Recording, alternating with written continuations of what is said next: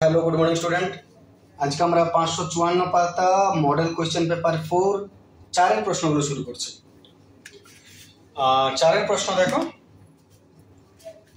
প্রথম প্রশ্ন বলছে সুদের পর্ব 6 মাস হলে সুদের পর্ব 6 মাস 10% বার্ষিক চক্রবৃদ্ধি সুদে 1600 টাকা 1.5 বছরের সুদ আসল কত হবে।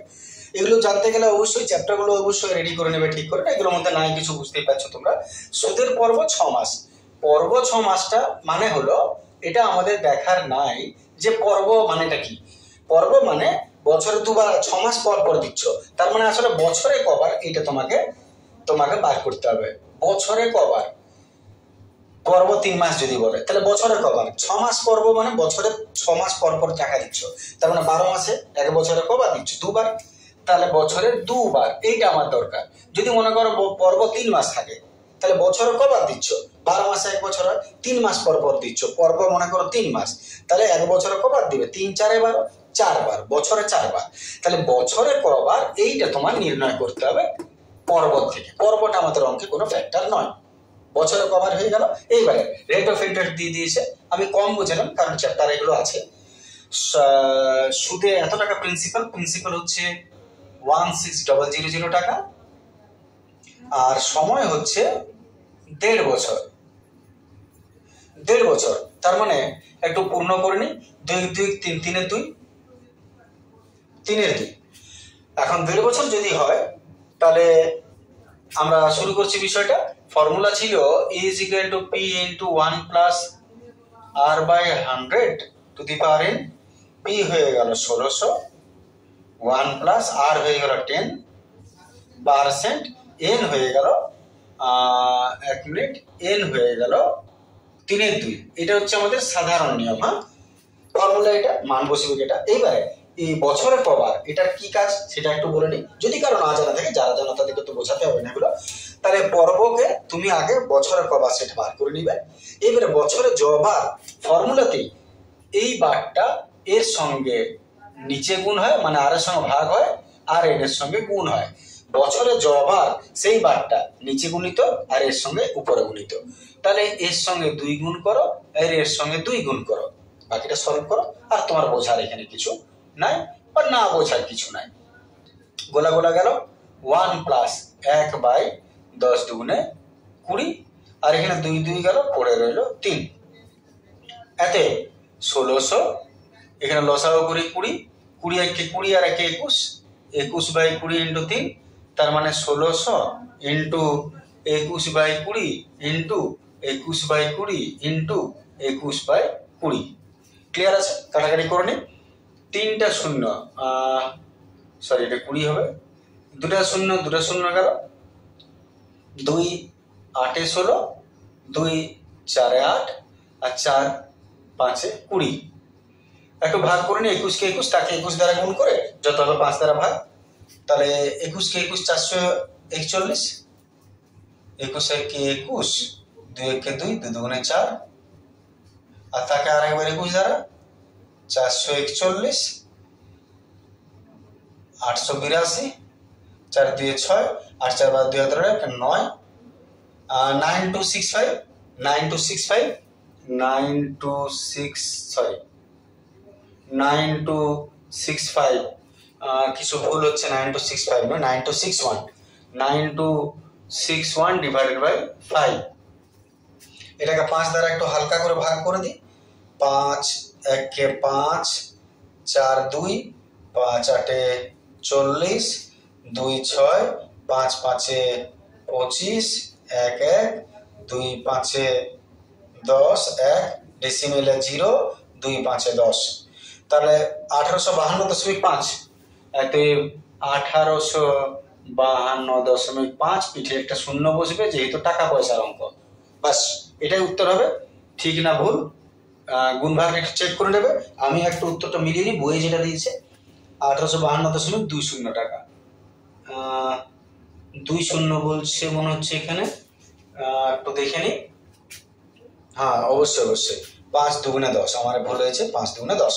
উত্তরটা একটু মিলিয়ে নিয়ে ভালো, কারণ আমার তো কারেকশন করা যাবে না একবার যদি ভিডিওটা শেষ হয়ে যায়। ঠিক আছে, তোমরা ভুল করো না এটা, বাস।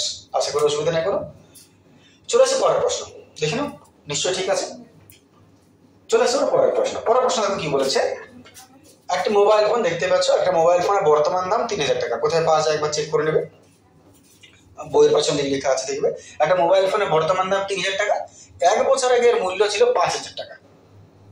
বেশ, বার্ষিক শতকরা মূল্যের হ্রাসের পরিমাণ বার করো। তার মানে 2 নম্বরের মোবাইল, সেকেন্ড হ্যান্ড মোবাইল বটে। তাহলে আমরা নিয়মটা কি ছিল মনে করি, বর্তমান দাম। ভালো করে ভাবো, আবার বলি, যদি এই চ্যাপ্টারটা বুঝতে অসুবিধা থাকে প্লে লিস্টে নিঃসন্দেহে চ্যাপ্টারটা আগে চেক করে নেবে, একদম কনসেপশন ক্লিয়ার করানো আছে। বর্তমান মূল্য, বর্তমান দাম, এটাকে আমি ব্রেকেট দিয়ে রাখবো। আমি যেভাবে ওখানে বুঝিয়েছি আমি সেইভাবে এখানে লিখছি। আর আগে মূল্য ছিল মানে পূর্বের দাম, পূর্বের দাম দেওয়া আছে 5000 টাকা। বার্ষিক হ্রাসের হার বার করতে বলে কত, 1 বছর, সময় হচ্ছে 1 বছর। আচ্ছা, বর্তমান দাম 3000, পূর্বের দাম ছিল 5000, তাহলে কে বেশি? 3000 ছিল, আগে দাম ছিল 5000, প্রত্যেক বছর বাড়ছে না কমছে? প্রত্যেক বছর বাড়ছে না কমছে? প্রত্যেক বছর দামটা কমছে, তাই 5000টা তোমার 3000 হয়েছে। নিয়ম কি বলে, যেটা বেশি সেটা এ, যেটা কম সেটা বি। সুদাসল সবসময় আসলে থেকে বেশি হয়, বেশিটা এ লিখবো, কমটা পি লিখবো। কিন্তু যেহেতু হ্রাসের প্রশ্ন বলেছে, হ্রাস তার মানে উল্টো লিখতে হয়। যেটা এ এটা বেশি, এ তার জায়গায় পি হবে, যেটা পি তার জায়গায় এ, যেটা কম তার জায়গায় এ। আমি আবার বলছি যে এটা প্রত্যেকের বোঝানোর ধারণা ভঙ্গি আলাদা হয়। আমি যেভাবে বুঝিয়েছি আমার প্লেলিস্টে আছে, দরকার হলে যদি কারো অসুবিধা হয় তাহলে সেখানে সে আগে ধারণাটা পরিষ্কার করবে। তবে আর এটা হ্রাস বলেছে, এতই ফর্মুলা চলে আসি, A is equal to P into 1, হ্রাস বললে মাইনাস হয় এন। এবার মানগুলো বসাও, এ হচ্ছে 3000, পি হচ্ছে 5000, 1 মাইনাস আর তো জানো না, রেখে দাও, এন হচ্ছে 1 বছর। আর সেটা ট্রান্সফার করে দিচ্ছি নিচে, তাহলে 3000 বাই 5000, এখানে 1 মাইনাস আর বাই 100, 1 এর কোনো ভ্যালু নেই, এটা গেল, এত 1টাকে ট্রান্সফার করছি এদিকে। এক কাজ করি, আর বাই 10টাকে এদিকে নিয়ে চলে আসছে, তাহলে মাইনাসটা প্লাস হয়ে যাবে। আর 3 বাই 5টাকে আমি এদিকে নিয়ে যাচ্ছি, তাহলে প্লাসটা মাইনাস হয়ে যাবে। দেখে নাও, আর বাই 100টাকে আমি এদিকে নিয়ে চলে এলাম, মাইনাসটা তাহলে প্লাস হয়ে গেল। আর এদিকে 1 তো আছে, আর এটাকে নিয়ে চলে এলাম 3 এর 5টা এদিকে। একটা লসাগু করে নিই, লসাগু 5, 5 থেকে 5 মাইনাস 3 সমান 2/5। তার মানে আর বাই 100 সমান 2/5 হলো। আমি এখানে একটু লিখছি, আর বাই 100 সমান 2/5। এইবারে 5, 20, 100, এত বার সমান 20 দুগুণে 40%। এটাই তোমার উত্তর হবে 40%। ঠিক আছে, চলে আসছে পরের প্রশ্ন।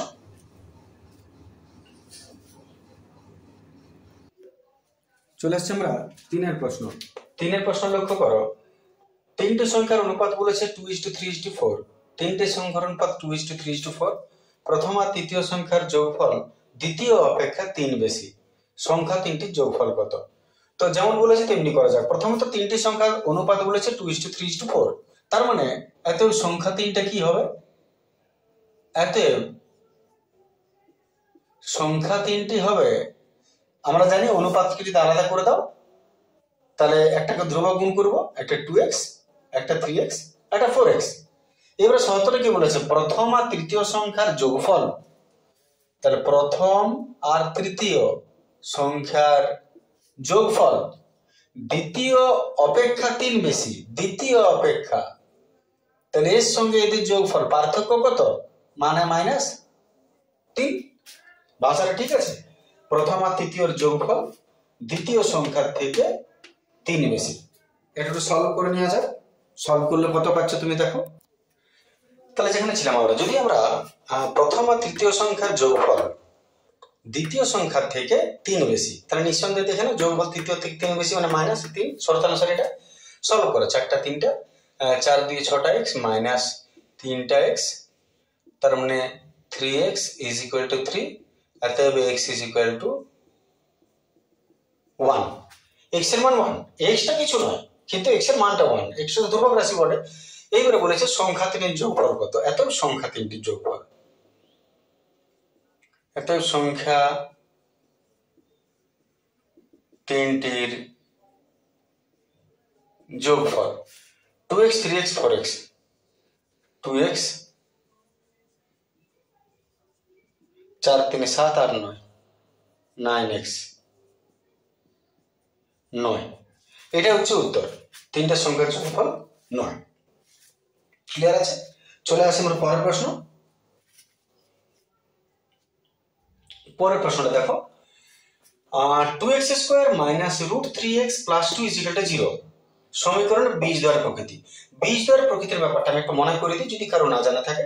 বীজদ্বয়ের প্রকৃতি তোমাকে যদি নির্ণয় করতে বলে, তাহলে বীজদ্বয় 3 রকমের হয়। একটা হচ্ছে বাস্তব ও সমান, একটা হচ্ছে বাস্তব ও অসমান, আর একটা যার কোনো বাস্তব বীজ নেই। আমি একটু ডিটেলসটা বলে নিই এখানে, তারপর আমি করছি, মেবি তোমাকে পরে কোনোতে কাজে লাগুক। তাহলে একটা হচ্ছে বাস্তব বীজ, বীজ বাস্তব ও সমান, এটা একটা হচ্ছে বীজ বাস্তব ও অসমান, আর একটা হচ্ছে বাস্তব বীজ নেই, বাস্তব বীজ নেই, বাস্তব বীজহীন। ঠিক আছে? বাস্তব, এবারে বীজদ্বয় বাস্তব আর সমান কখন হবে?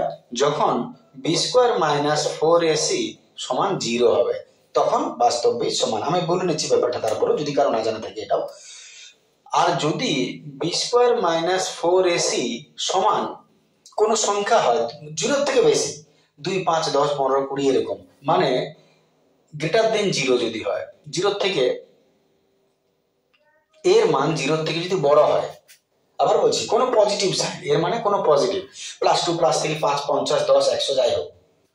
আর বাস্তব হচ্ছে যদি বি স্কোয়ার মাইনাস 4ac এর মান 0 থেকে ছোট হয়, 0 থেকে ছোট হয় মানে এর থেকে যদি 0 বড় হয়, তার মানে মাইনাস সাইন, এক কথায় মাইনাস সাইনের যে কোনো সংখ্যা বাস্তব বীজ হবে।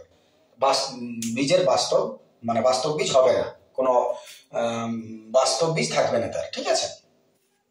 এবারে এই জিনিসটা কি বটে না, এই জিনিসটা হচ্ছে যে এই যে তোমাদের সমীকরণটা আছে, এটা নিশ্চয়ই জানো যে এক্স স্কোয়ার আগেরটাকে এ বলে, এক্স এর আগেরটাকে বি বলে, আর শেষেরটাকে সি বলে। তাহলে আমি যদি এখান থেকে লিখে দিই, তাহলে তো এ হচ্ছে এক্স স্কোয়ারের আগে যে আছে, তার মানে 2, বি হচ্ছে এক্স এর আগে যে আছে, মাইনাস থাকলে ওটাকেও কিন্তু ধরতে হবে সবসময় প্রত্যেকেরই, আর সি হচ্ছে 2, এবিসি হয়ে গেল। এইবারে বি স্কোয়ার মাইনাস 4ac লিখো, তাতে মান বসাও, দেখো তুমি শূন্য পাচ্ছ, শূন্য পেলে বাদ যায় বাস্তব সমান। যদি শূন্য না পেয়ে কোনো সংখ্যা পাও 2 4 জয় প্লাস সাইনের আর কি, তাহলে বাস্তব আর অসমান হবে। আর যদি মাইনাস সাইনে কোনো উত্তর আসে, তাহলে বাস্তব বীজ নেই বলে আমরা বলবো। আশা করি ক্লিয়ার আছে তোমাদের কাছে। আর যাদের ক্লিয়ার থাকে তারা স্কিপ করে যাবে। তাহলে আমরা এবারে বি স্কোয়ার মাইনাস এত এ বি স্কোয়ার মাইনাস 4 হিসেবে মান বসাই, বি স্কোয়ার মাইনাস 4ac, ঠিক আছে? মান বসাও, রুট স্কোয়ারে minus minus plus, minus 0 minus minus plus, root স্কোয়ারকে খায় 3, মাইনাস 4 দুগুণে 4 দুগুণে 16, বিয়োগ করলে মাইনাস 13। একটু আগে বললাম যদি বীজ মাইনাস সাইন চলে আসে, যদি B square minus 4ac minus sign চলে আসে, তার মানে বীজদ্বয় বাস্তব বীজহীন বলবো। তাতে উত্তরটা হচ্ছে প্রকৃতি কেমন? বীজদ্বয় বাস্তব বীজ নেই, বীজদ্বয়ের বাস্তব বীজ নেই। ঠিক আছে? বীজদ্বয়ের বাস্তব বীজ নেই, এটাই হচ্ছে উত্তর। দেখে নাও পরের প্রশ্ন আসছে। প্রশ্ন দেখো, বলছে ও কেন্দ্রীয় বৃত্তের বহিস্থ বিন্দু পি থেকে পি কেন্দ্র থেকে 13 সেমি দূরে অবস্থিত। বৃত্তের ব্যাসার্ধ 5 সেমি, পি এ পি বি দুটি স্পর্শক। ওপি বৃত্তকে সি বিন্দুতে ছেদ করে। সি বিন্দুতে বৃত্তের স্পর্শক পি এ আর পিবি কে যথাক্রমে আর ও এস বিন্দুতে ছেদ করলে আর এস এর দৈর্ঘ্য কত? প্রশ্নটা ভালো প্রশ্নই বলে। ছবিটা শুরু করে যাক। ও কেন্দ্রীয় বৃত্তের বহিস্থ বিন্দু পি, তাহলে মনে করো এটা ও কেন্দ্রীয় বৃত্ত, এর বাইরের বিন্দু এইটা পি। তাহলে বহিস্থ বিন্দু থেকে পি বিন্দু কেন্দ্র থেকে 13 সেমি দূরে অবস্থিত। এইখান থেকে এটা মনে করো 13 সেমি, আর ব্যাসার্ধ 5 সেমি। ব্যাসার্ধ সবসময় পরে টানবে, কারণ কোন দিকে থেকে ব্যাসার্ধ অঙ্কন হবে বলা মুশকিল, সেজন্য ব্যাসার্ধের মাথায় রাখো 5। পি আর পিবি দুটি স্পর্শক অঙ্কন করো। একটা পি এ, এটা হচ্ছে পিবি। তাহলে এটা আমি যোগ করে দিচ্ছি, এর ব্যাসার্ধ, এটা আমি যোগ করে দিচ্ছি এর ব্যাসার্ধ। ব্যাসার্ধটা হচ্ছে 5, ঠিক আছে। পি আর পিবি বলেছে, তাহলে পি এটাকে আমি নাম দিলাম এ, এটা হলো পি বি। ওপি বৃত্তকে সি বিন্দুতে ছেদ করে, ওপি বৃত্তকে সি বিন্দুতে, এই বিন্দুটা হচ্ছে সি, ছেদ করে। সি বিন্দুতে বৃত্তের স্পর্শক পি আর পিবি কে, এই সি বিন্দুতে বৃত্তের স্পর্শক পি আর পিবি কে যথাক্রমে আর ও এস বিন্দুতে ছেদ করলে, তার মানে কি বলছে, এইখান থেকে একটা রেখা যদি তুমি টানো সি বিন্দু দিয়ে, তাহলে পি আর পিবি স্পর্শককে আর এস বিন্দুতে ছেদ করবে, ঠিক আছে। এটা হচ্ছে এর মানটা, পি আর পিবি কে আর এস বিন্দুতে ছেদ করছে যেটা সি বিন্দু দিয়ে রেখা। প্রশ্ন হচ্ছে আর এস এর দৈর্ঘ্য কত, find out the value of R S. শুরু করা যাক। প্রথমত তুমি একটা জিনিস লক্ষ্য করো যে এটা ওপি হচ্ছে 13 আর এটা হচ্ছে 5, এবং আমরা জানি যে যে কোনো বৃত্তের স্পর্শক সবসময় স্পর্শবিন্দুগামী ব্যাসার্ধ সমকোণে ছেদ করে লম্ব হয়, তার মানে এইটা কত 90 ডিগ্রি। নিশ্চয় বলতে পড়েছ, তাহলে এটা স্পর্শবিন্দুগামী ব্যাসার্ধ আর এটা স্পর্শক, এটা পরস্পর সমকোণে ছেদ করে 90 ডিগ্রি। যদি এটা 90 ডিগ্রি হয়, তার মানে ও এ পি এটা একটা সমকোণী ত্রিভুজ। সিমিলারলি এটাও ও বিপি ও সমকোণী ত্রিভুজ। তো আমরা একদিকটাই দেখবো, এই দিকের মান যদি বেরিয়ে যায় তো এটা আমি একই জিনিস বলবো, বুঝতেই পারছো ওটা যে এটা হতো। তাহলে আমি একটু সমকোণী ত্রিভুজ থেকে চলে আসছি, আমি এপির মানটা আগে একটু বার করে নিই। তাহলে সমকোণী ত্রিভুজ এ ও পি এর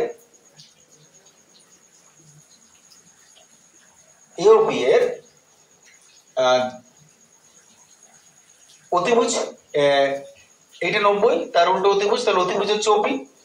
ফর্মুলাটা কি দাঁড়াবে, অতিভুজ সমান রুট ওভার লম্ব স্কয়ার প্লাস ভূমি স্কয়ার। অতিভুজ কি বলে, ওপি। তাহলে ওপি যদি আমি আচ্ছা সরি, আমি রুটটা কেন ট্রান্সফার করব, এক মিনিট, ডাইরেক্ট ফর্মুলা লিখি, এটা কি দরকার। এটা অতিভুজ বলে, আমি ডাইরেক্ট লম্ব বার করছি, লম্ব এপি। এপি সমান ফর্মুলা কি হবে, রুট ওভার অতিভুজ স্কয়ার ওপি স্কয়ার মাইনাস ভূমি স্কয়ার ও স্কয়ার, ঠিক আছে। কারণ এটা যদি 90 হয় তাহলে এইটা হবে অতিভুজ, তাহলে এটা লম্ব ভূমি। এতে এটা হয়ে গেল 13 স্কয়ার মাইনাস 5 এর স্কয়ার, 13 13 169, 5 5 25, 144, তার মানে 12 সেমি। এইটা কত হলো, এটা হচ্ছে 12 সেমি। এইবারে এটা যদি তুমি 12 সেমি পেয়ে গেছো, তাহলে তুমি চলে এসো একটু এই জায়গাটা, আমাকে এটা পুরোটা 12, আচ্ছা এইটা 5, এটাও 5 হবে ব্যাসার্ধ, এমনিটাও 5। এখন আমি এক কাজ করছি, এই যে এইখানটা, এইটাকে আমরা এক্স ধরে নিচ্ছি, এ আর এক্স ধরে নিচ্ছি। যদি এ আর এক্স হয় তাহলে আর সিও এক্স হবে। এ আর যদি এক্স হয় আর সিও এক্স হবে। কেন হবে, কারণ হচ্ছে যে যদি কোনো বৃত্তের বহিস্থ কোনো বিন্দু থেকে যদি এর উপর স্পর্শক অঙ্কন করো, তাহলে এই স্পর্শকটা এইটা সবসময় সমান হয়। আবার বলছি, কোন বৃত্তের বহিস্থ কোনো বিন্দু থেকে যে দুটো স্পর্শক অঙ্কন করা হয় ওই বৃত্তের উপর, তাদের দৈর্ঘ্য সবসময় সমান হয়। সেই হিসাবে লক্ষ্য করো, এই বৃত্তের এইটা বহিস্থ বিন্দু, এইটা হচ্ছে বহিস্থ বিন্দু, আউটার পয়েন্ট, এখান থেকে এইটা একটা স্পর্শক বটে আর এখান থেকে এটাও একটা স্পর্শক বটে। তার মানে এইখান থেকে এর দূরত্ব আর এইখান থেকে এর দূরত্ব সবসময় সমান হবে। তাহলে যদি এটা এক্স হয় তাহলে এইখান থেকে এটাও এক্স হবে। তাহলে ধরি A R is equal to R C সমান এক্স সেমি। অতএব আর পি কত হবে? পুরোটা এখান থেকে এটা কত 12, তার মধ্যে এক্স চলে গেল, তাহলে এইখান থেকে এটা কত হবে 12 মাইনাস এক্স। তাহলে আর পি হচ্ছে 12 মাইনাস এক্স সেমি। আচ্ছা, আর আর সিও তো এক্স বটে। এবার তোমরা লক্ষ্য করো এইটা কি ত্রিভুজ বটে? এইটা একটা কি ত্রিভুজ বটে? এই যে আর সি পি, আর সি পিটা কি বটে? এটা সমকোণ ত্রিভুজ। কারণ এইটা আমাদের এটা হচ্ছে 90 ডিগ্রি, এটা 90 ডিগ্রি, কারণ আমরা এখানে যে লম্বটা টেনেছি, এটা যে টেনেছি এটা একটা সমকোণ ত্রিভুজ গঠন করছে। এখন এই ত্রিভুজটা তুমি ভাবো এইটা কত হলো? এইটা হচ্ছে 12 মাইনাস এক্স, ঠিক আছে? আর এইটা হলো এক্স, আর এইখান থেকে এটা কত হবে নিশ্চয়ই জানো, পুরোটা কত 13, তার থেকে এটা কত 5 বাদ দাও, 13 থেকে 5 মাইনাস গেল, এটা পেয়ে যাচ্ছ। অতএব সিপি সমান, অতএব CP is equal two 13 minus 5, CP is equal two 13 minus 5 8 semi. এটা হয়ে গেল 8 সেমি। এইবারে তুমি এর ফর্মুলায় এক্স এর মান বার করো। এটা আমাদের হয়ে গেল তোমার অতিভুজ স্কয়ার সমান লম্ব স্কয়ার প্লাস ভূমি স্কয়ার। অতএব সমকোণী ত্রিভুজ আর সিপি থেকে পাই, আর সিপি থেকে আরপি স্কয়ার সমান R C square plus CP square. RP square অতিভুজ স্কয়ার সমান লম্ব স্কয়ার প্লাস ভূমি স্কয়ার। মান বসাচ্ছি RP 12 minus x, RC x, CP 8। ঠিক আছে, সলভ করা যাক। এ মাইনাস বি তার whole square, a square, a square বারবার 144 minus 2ab 24x plus b square x square, আর এটা হলো এক্স স্কয়ার, আর এটা 8 8 64। ট্রান্সফার করি, minus 24x plus x square minus x square 64 minus 144, ইয়া গেল minus 24x is equal two minus 4 4 0 14 8 দিতে দেখতে পাচ্ছি নিচের অংশটা ক্লিয়ার আছে। অতএব x is equal two 80/24, 4 20 80, 4 6 24, 2 10 20, 2 3 6, 10/3 semi. x is equal two 10/3 semi. এইবারে এইটা আর এটা যেহেতু সমান, একই স্পর্শক থেকে টানা, তাই এইখান থেকে যা দূরত্ব এইখান থেকে এর দূরত্ব সেম হবে। অতএব R S is equal to R C plus CS. R C কত 10/3 প্লাস এটাও 10/3, 20, 3 6 18 19 20 পূর্ণ করে দিলাম সেমি। ব্যাস, এটা উত্তর। আশা করি বুঝতে পেরেছো। যদি কোনো ডাউট থাকে নিঃসন্দেহে আমাকে কমেন্ট করবে, সেক্ষেত্রে আমি আরো ঘুরে ভিডিও করবো এটা। ঠিক আছে, দেখে নাও।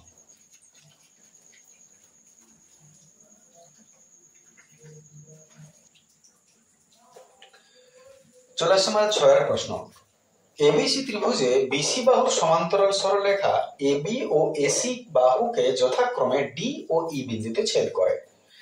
এই ইজ ইকুয়াল টু 2AD হলে বিডি ডিবি ইজ টু ইসির মান কত। তো একটু ছবিটা হয়ে যাক। এবিসি ত্রিভুজে বিসি বাহুর সমান্তরাল সরলরেখা, এটা হচ্ছে একটা ত্রিভুজ। এ বি সি ত্রিভুজের বিসি বাহুর সমান্তরাল, বিসির সমান্তরাল সরলরেখা এ বি আর এসি কে যথাক্রমে ডি আর এই বিন্দুতে ছেদ করেছে। শর্ত দিয়েছে এই ইজ ইকুয়াল টু 2AD। এই 2AD এর দ্বিগুণ, তাহলে ডিবি ইজ টু ইসি কত? ডিবি ইজ টু ইসি, এই দুটোর অনুপাত কত হবে? খুব সহজ প্রশ্ন। এটা একটা অনুসিদ্ধান্তের উপর দাঁড়িয়েছে, সেটা হচ্ছে যদি কোনো ত্রিভুজের ভূমির সমান্তরাল সরলরেখা টানো, যদি কোনো ত্রিভুজের ভূমির সমান্তরাল সরলরেখা টানো, তাহলে এই বাহুটার এটার অনুপাত যা, এটার অনুপাত তাই হবে। এটা ইজ টু এটা যা, এটা ইজ টু এটা তা, সহজ কথা আর কি। তাহলে যেহেতু ত্রিভুজ এ বি সি এর বিসি প্যারালাল ডিই সমান্তরাল সরলরেখা, অতএব এটা ইজ টু এটা, AD by DB is equal to ইহা ইজ টু ইহা, এই বাই ইসি। এবারে তুমি মান বসাতে শুরু করো। এডি রেখে দাও, জানো না। ডিবি রেখে দাও, জানো না। এই জানো 2AD, এই জায়গায় 2AD, আর নিচে ইসি জানো না। যেহেতু এডি সমান 2AD, যেখানে মান বসাবে সেখানে কারণ লিখে দেবে। এবারে সলভ করা যাক। এখানেও এডি, এখানে এডি এডি ক্রস করে নিচ্ছি, এতে ডিবিটা, তাহলে DB 2DB is equal two EC একে ইসি। এতে সহগ বিচ্ছিন্ন করে দাও, ডিবি বাই ইসি সমান এখানে কিছু নাই, কিছু না, 1 আছে, 1/2। সহগ বিচ্ছিন্ন নিঃসন্দেহে জানো তোমরা। যদি আমি ডিবির নিচে ইসি কে নামাই অল্টারনেটিভলি উল্টো দিকে, এখানে কিছু নেই, আমরা 1 এর নিচে এ 2 নেমে যাবে, বাস। তাহলে বাই মানেই তো ইস টু, তাহলে ডিবি বাই ইসি মানেই হলো ডিবি ইজ টু ইসি, 1/2 মানেই হলো 1:2। তাহলে ডিবি ইজ টু ইসি সমান 1:2, এটাই উত্তর। সহজ প্রশ্ন ছিল এটা। চলে আসছে আমরা পরের প্রশ্ন।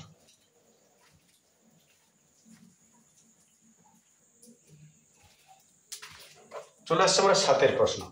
প্রশ্ন বলছে ত্রিভুজ এবিসি এর পরিবৃত্ত ও, দেখতেই পাচ্ছি বৃত্তটা ত্রিভুজ এবিসি বটে, ত্রিভুজ এবিসি, ভেরি গুড। এবিসি ত্রিভুজের যদি তিনটাকে ছুঁয়ে আমি এবিসি ত্রিভুজ, এই তিনটা বিন্দুকে ছুঁয়ে যদি আমি বৃত্ত টানি, তো এইভাবে বেরিয়ে যাবে এটা হচ্ছে কেন্দ্র, পরিকেন্দ্র। এওসি 110, এওসি এটাকে বলেছে 110।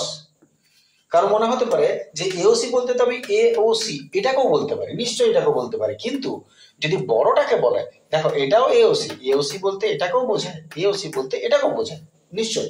কিন্তু যদি কোনো ক্ষেত্রে বড়টাকে বলে, মানে দেখতে পাচ্ছি এটা বড়, তাহলে এটাকে প্রবৃদ্ধ নাম বলবে, তাহলে সেক্ষেত্রে প্রবৃদ্ধ বলবে। যখন প্রবৃদ্ধ বলেনি এওসি, তার মানে ছোট এওসিটা বলেছে। তাহলে এওসিটা হলো 110। প্রশ্ন হচ্ছে এবিসির মান কত, কোন এবিসি, এবিসি, এটা হচ্ছে প্রশ্ন। কত হবে? একদম সহজ প্রশ্ন। এটাকে জানতে হলে তোমাকে একটা বিষয় শুধুমাত্র জানতে হবে। তোমাকে যদি বুঝতে হয় যে এই যে বিষয়টা, লক্ষ্য করো, আমি আরেকবার পরিষ্কার করে এটা বলি। এটা মনে করো একটা কেন্দ্রস্থ কোণ, আর এইটা হলো পরিধিস্থ কোণ। আমরা জানি কেন্দ্রস্থ কোণ পরিধিস্থ কোণের দ্বিগুণ হয়, উল্টো দিকের থেকে পরিধিস্থ কোণ কেন্দ্রস্থ কোণের অর্ধেক হয়। তাহলে এবার তুমি এখানে লক্ষ্য করো, যদি বৃত্তচাপায় কি হয়, অবশ্যই যদি বৃত্তচাপায় কি হয়, তাহলে তুমি এখানে লক্ষ্য করো বিষয়টাতে। এখানে এই যদি এটা 110 হয়, একটা পুরো বৃত্ত কত হয় 360 ডিগ্রি, টোটাল সার্কেল 360। তাহলে এইখান থেকে এতটা পর্যন্ত পুরোটা হলে কত হবে 360। এটা যদি 110 হয় তাহলে এটা কত, এটা হচ্ছে বাদ বাকিটা। তাহলে আমি পুরোটা বোঝাবার আগে এটা একটু বলে নিই এটা কত হচ্ছে। তাহলে আমি আগে প্রবৃদ্ধ এওসি বার করছি।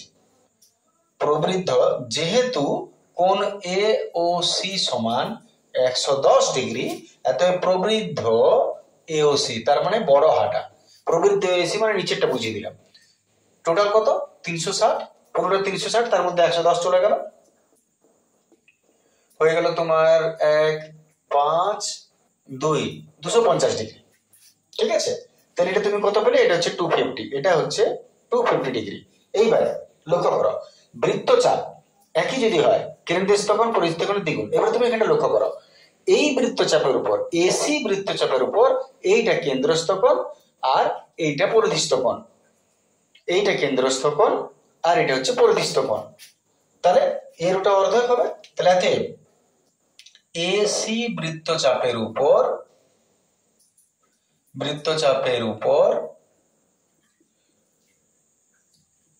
কেন্দ্রস্থ কোণ এওসি প্রবৃদ্ধ কেন্দ্রস্থ কোণ এওসি এবং পরিধিস্থ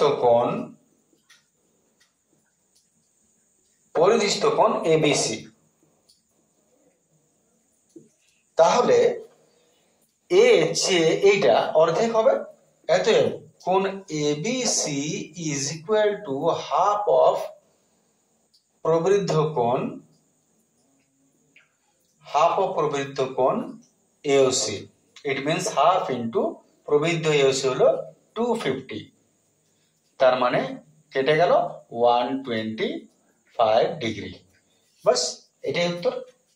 ঠিক আছে না? দেখে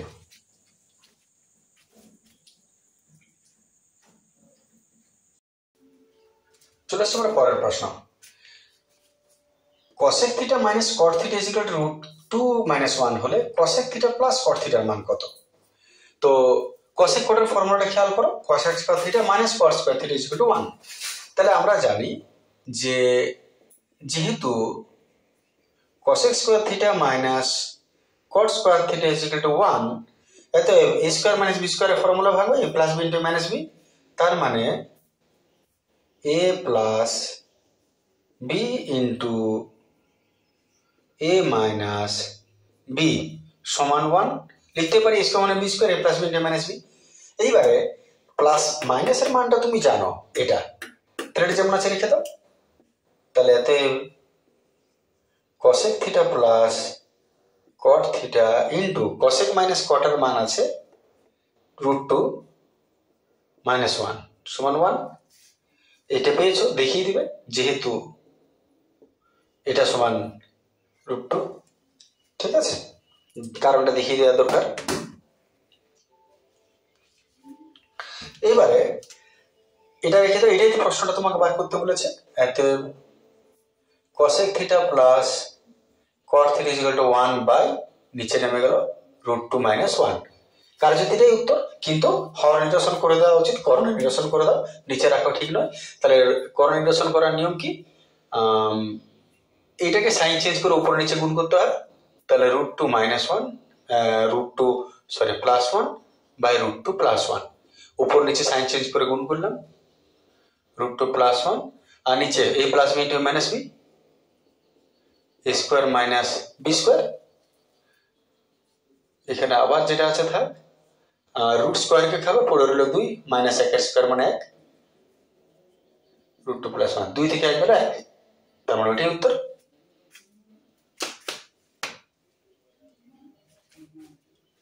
ঠিক আছে, এরপর পরেরটা আছে tan 5 theta into tan 4 theta সমান 1 এবং 5 থিটা ধনাত্মক সূক্ষ্মকোণ হলে tan 3 থিটার মান কত?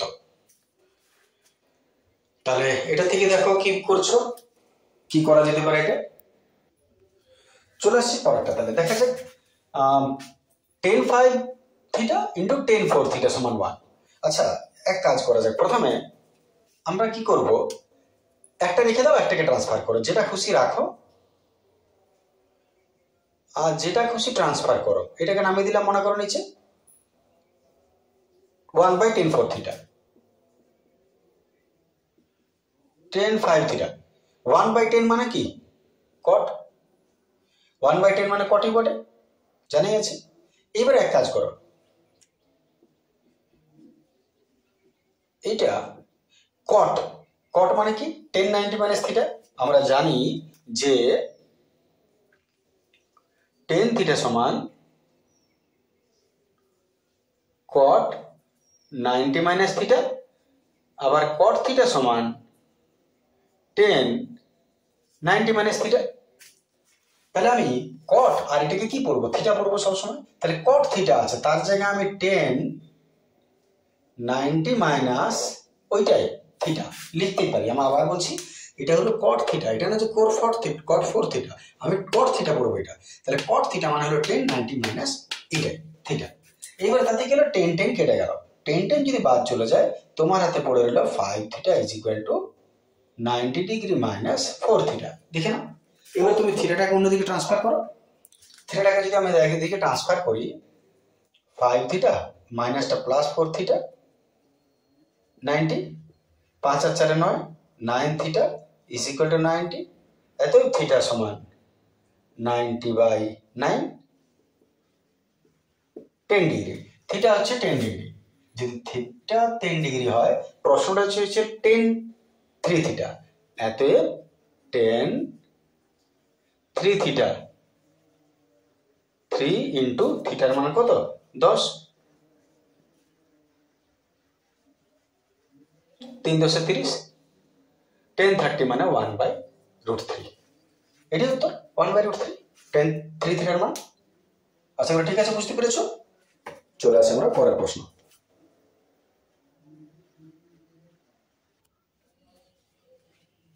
চলে আসছে আমরা 10 প্রশ্ন। বলছে একটি নিরেট অর্ধগোলকের আয়তন 144 পাই ঘন সেমি, গোলকটির ব্যাস কত? তাহলে এটা নিরেট অর্ধগোলক বলেছে, এর আয়তন, অর্ধগোলকের আয়তন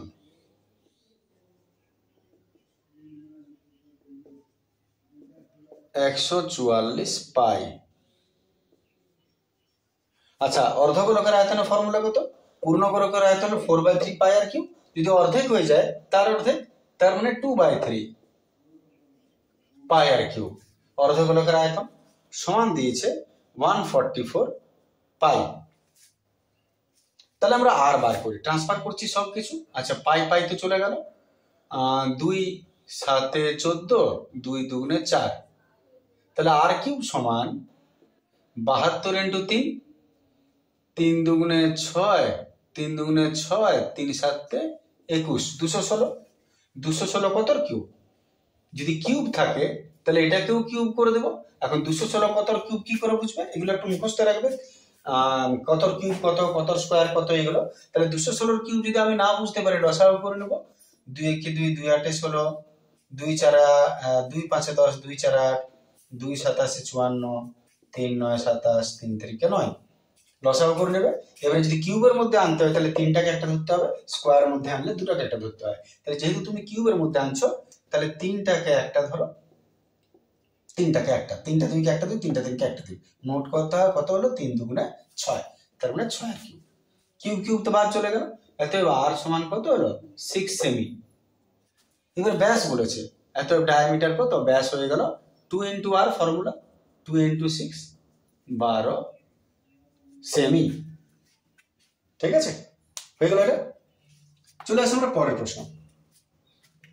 আশা করি এতটা পর্যন্ত ঠিক নেই, ঠিক আছে, অবশ্যই চেক করুন না। পরের প্রশ্ন বলছে V1 V2 V3 যথাক্রমে একটি শঙ্কু, একটি অর্ধগোল, একটা চোঙের আয়তন, তাদের ব্যাসার্ধ আর উচ্চতা সমান। তাহলে দেখা যায় ইহা সমান ইহা সমান ইহা। আচ্ছা, দেখা যাক ইহা সমান ইহা সমান ইহা হচ্ছে কিনা। আমরা প্রথমেই যেগুলো প্রমাণ করতে বলেছে সেটা লিখে দেখি, তিনটা সমান হচ্ছে কিনা। V1/1, V2/2, V3/3 লিখলাম তিনটা সমান বলে। এইবারে যেহেতু তিনটার আয়তন, তুমি আয়তনের ফর্মুলা বসাও। V1টা কত বটে, শঙ্কুর আয়তন, তাহলে V1 হচ্ছে শঙ্কুর আয়তন। শঙ্কুর আয়তনের ফর্মুলা কি হয়, 1/3 পাই আর স্কোয়ার এইচ, বাই কে আছে 1 আছে, থাক, একদম সাদামাটা ভাবে করো। এইবারে V2 মানে অর্ধগোলকের আয়তন। অর্ধগোলকের আয়তনের formula 2/3 pi R cube, by কত আছে 2 সমান। এবার V3 মনে হচ্ছে √3 বলে, V3 V3 হচ্ছে অর্ধগোলক চোঙের আয়তন। চোঙের আয়তন হলো পাই আর স্কোয়ার এইচ বাই নিচে আছে 3।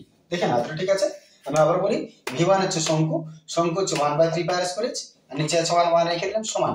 V2 হচ্ছে অর্ধগোলক, অর্ধগোলক হলো 2/3 পাই আর কিউব, পূর্ণ হলে 4/3 হয়, তার অর্ধেক 2/3 pi R cube by 2। R V3 হলো চোঙ, চোঙ মানে পাই আর স্কোয়ার এইচ বাই 3।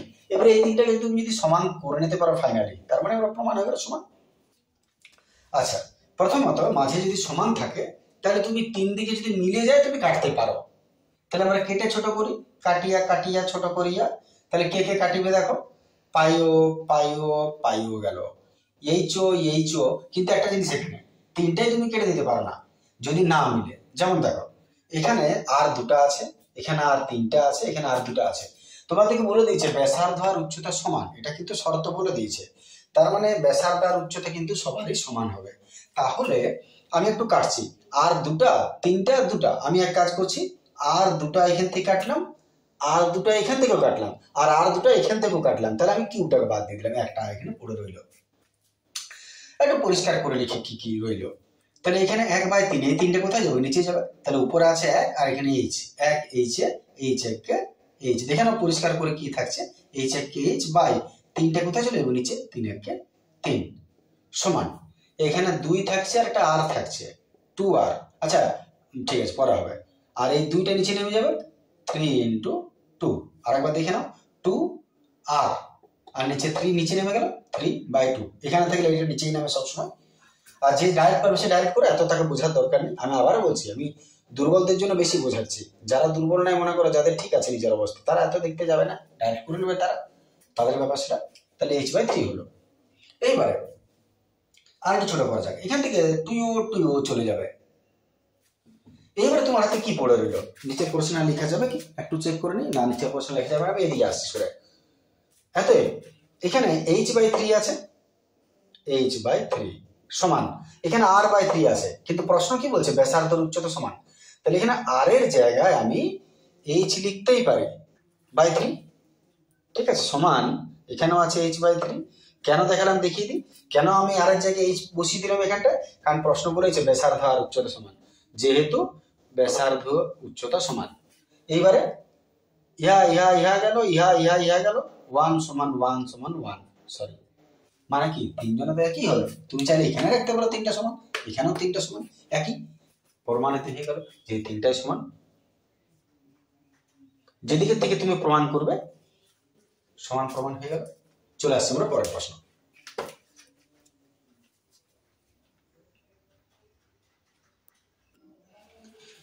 তাহলে পরের প্রশ্ন মধ্যমা বার করতে বলেছে, তোমাকে ফ্রিকোয়েন্সি এক্স দিয়ে দিয়েছে। মধ্যমা নির্ণয়ের জন্য বুঝতেই পারছো, তুমি এখান থেকে ডাইরেক্ট করে নিতে পারো 2 নম্বরের প্রশ্ন। নাহলে আমরা যদি একটা ছক করে নিই, তাহলে ছক যদি করি আমি, তাহলে এখান থেকে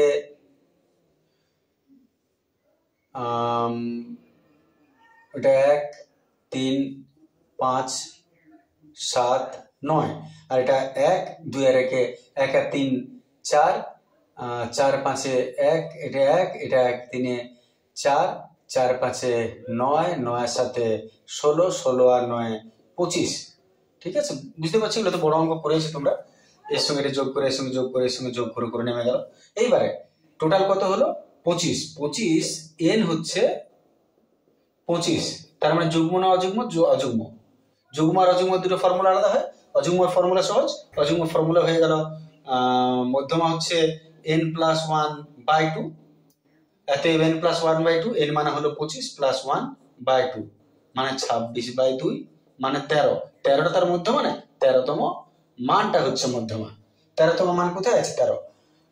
তোমার এখান থেকে 4 পর্যন্ত হলো, 1 পর্যন্ত হলো এটা হতো, 4 পর্যন্ত হলো, 9 পর্যন্ত, 16 পর্যন্ত হলো এটা। তাহলে 16 13 13 কোথায় ঢুকে আছে এখানে, তার মানে এটা কত হবে, এটা এটা যতদূর পর্যন্ত তার মধ্যে যেটা হবে সেটা। তার মানে মধ্যমা হলো, এদের মধ্যমা যেটা সেটা হচ্ছে 7। বাস, এটাই উত্তর। আজকের ভিডিও এতটা রইল, নেক্সট ভিডিও পরের দিন। Thank you, good day. যদি কোনো প্রবলেম কিছুটা হয়ে থাকে নিশ্চয়ই কমেন্ট করবো, আমি সলভ করবো সেটা। ঠিক আছে।